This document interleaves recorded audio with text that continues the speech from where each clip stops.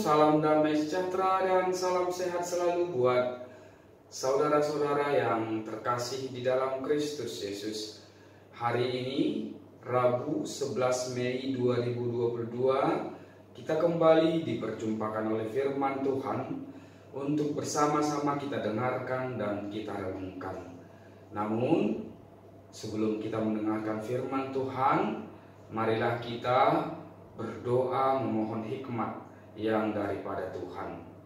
Kasih karunia dan damai sejahtera dari Allah Bapa kita dan dari Tuhan kita Yesus Kristus, itulah kiranya yang menyertai hati dan pikiran saudara sekalian.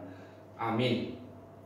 Saudara-saudara yang terkasih, firman Tuhan bagi kita hari ini tertulis di dalam surat yang kedua Rasul Paulus kepada jemaat di Korintus, pasalnya yang keempat, ayatnya yang ke-11. Firman Tuhan berkata demikian.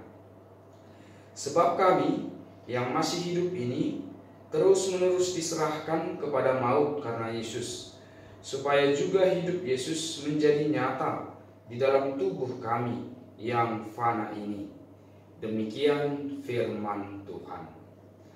Saudara-saudara yang terkasih di dalam Kristus Yesus, bicara tentang maut adalah bicara tentang kematian. Hal yang secara umum sering, bahkan untuk dibicarakan pun terkadang orang mau menghindarinya, tidak mau membicarakannya. Kalau boleh, kematian harus dihindari, kematian harus disembunyikan dan tidak untuk dibahas. Karena kematian dianggap sebagai penghabisan, kematian dianggap sebagai titik akhir di mana seseorang tidak lagi eksis dalam kehidupannya. Namun Rasul Paulus pada nats firman Tuhan bagi kita hari ini menggambarkan bahwa Rasul Paulus tidak takut maut, walaupun maut itu senantiasa membayang-bayangi kehidupannya, pelayanannya. Karena apa? Karena dia punya sang penguasa baik hidup maupun mati, yaitu Yesus. Dia mengatakan jika bayang-bayang maut senantiasa mengikuti perjalanan pelayanannya, dia tidak takut. Karena apa?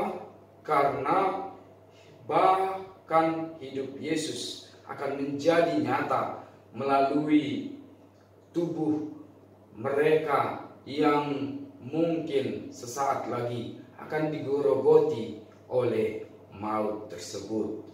Suatu prinsip hidup yang sangat luar biasa, karena kuasa iman kepada Yesus yang bangkit juga membangkitkan iman Paulus dan jemaat mula-mula akan makna hidup. Dan hidup Yesus yang berharga menjadi sesuatu yang berharga pula, bukan hanya ketika dia hidup, tapi juga bahkan dengan kematian Yesus yang mendatangkan sesuatu yang berharga di tengah-tengah kehidupan ini. Saudara-saudara yang terkasih di dalam Kristus Yesus, kematian Yesus tidak lagi dilihat sebagai kelemahan. Demikian juga jika realitas yang harus kita hadapi karena iman, harus menghadapi berbagai-bagai penderitaan, berbagai-bagai pergumulan yang senantiasa dibayang-bayangi oleh maut. Namun karena Yesus, maka baik hidup maupun mati setiap orang yang percaya ada di tangan Yesus. Apa yang bisa kita dapatkan dari nats firman Tuhan bagi kita hari ini?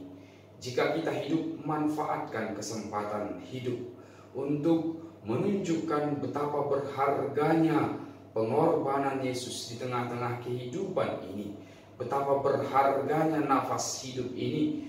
Jadi kita diajak untuk memanfaatkan hidup sebaik-baiknya demi kemuliaan nama Tuhan. Namun jika memang tubuh kita yang fana ini harus menghadapi kelemahan, harus bersiap-siap untuk menghadapi bayang-bayang maut yang bisa datang kapan saja. Sebagai orang yang percaya, kita mengatakan bahwa kematian kita juga akan berharga di hadapan Tuhan, karena hidup yang telah kita jalani bersama-sama dengan Tuhan Yesus. Selamat menjalani kehidupan kita.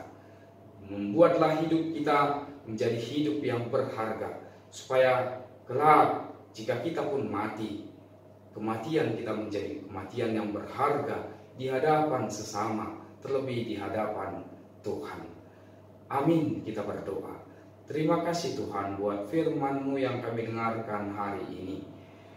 Engkau mengajarkan kami akan makna hidup, supaya baik hidup maupun mati kami berharga di hadapan sesama kami. Kami berharga di hadapan-Mu. Kami tetap tabah, kami tetap bertekun sepanjang jalan hidup yang Tuhan berikan bagi kami. Kami bagikan melalui kasih yang daripada Tuhan kepada orang-orang lain, dalam pekerjaan kami, kepada diri kami. Oleh karena itu kami serahkan diri kami dan orang-orang yang kami kasihi hanya ke dalam tangan-Mu. Di dalam Kristus Yesus kami berdoa kepadamu. Amin.